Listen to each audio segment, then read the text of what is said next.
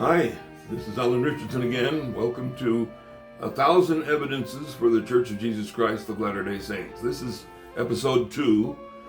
We're going to be talking about the nature of God, whether or not He's just a spirit. I think the Church of Jesus Christ of Latter-day Saints is the only church that teaches that God has a body. All other churches teach that He is only a spirit. So this is a unique doctrine. This is something that stands out. And a lot of the other churches, they quote John chapter 4, verse 24, where it says God is spirit. Now, it's true that God is a spirit, but that doesn't say He doesn't have a body as well as a spirit.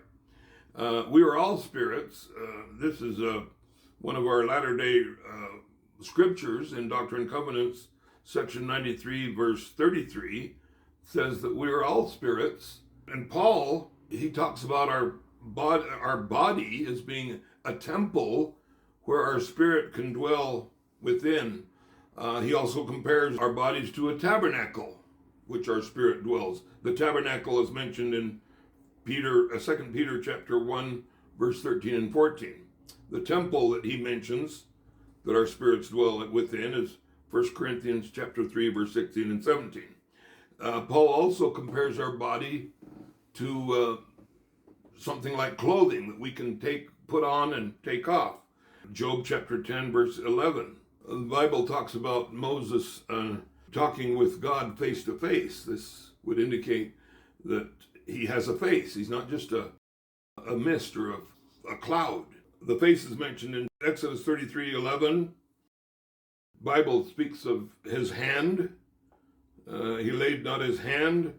Exodus chapter 20, verse 11. And he says, to Moses, he says, I will cover thee with my hand. Exodus 33:22. Stephen in the New Testament saw Jesus Christ at the right hand of God in Acts chapter 7, verse 55 and 56. When the 74 men of Israel saw God, there was under his feet, a paved work of sapphire stone. That's in Exodus chapter 24, verse 20. And he says Moses would be able to see his back parts. Exodus chapter 33, verse 23. God has a mouth. Numbers chapter 12, verse 7 and 8. Now, is the Bible telling the truth? Of course. Some people say it's figurative, comparing himself to a chicken by saying, how often would I have gathered you as a hen would gather its chicks? Actually, this is a simile. The Lord does have wings in the sense that rays of light. In Malachi chapter 4, verse 2, they speak of the rays of the sun like the Son of God having healing in his wings. The rays of the sun are like the rays of light that emanate from God. Jacob met a man with whom he wrestled, which turned out to be God.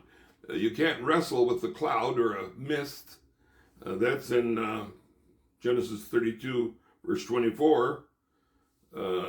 In verse 30 of chapter 33, he mentions that it was God that he was wrestling with. Now, that's not a literal wrestle. Nobody wrestles with God. It would be more like an embrace or wrestling with a problem. Genesis says that the account of creation indicates that man is created in the image of God. Some people say, well, that's the image of his attributes, but not so with, in Hebrews chapter 1, it says that Jesus Christ is in the express image of his Father's person. The word person, as used in Hebrews chapter 1, verse 1, is from the original Greek hypostasis, which means substance. solid substance.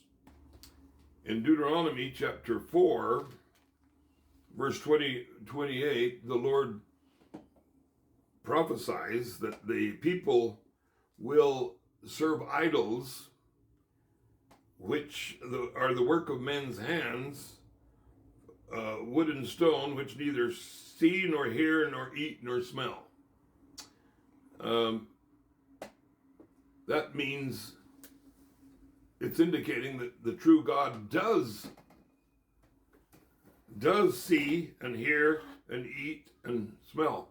And if the God of the Bible can eat, he has to have a body. So I would like to close by saying that the Church of Jesus Christ of Latter-day Saints is biblical, it's true, there's no question about it, it's easy to understand, absolutely makes sense, it's logical, it's reasonable, and tune in next time for episode 3. Thank you.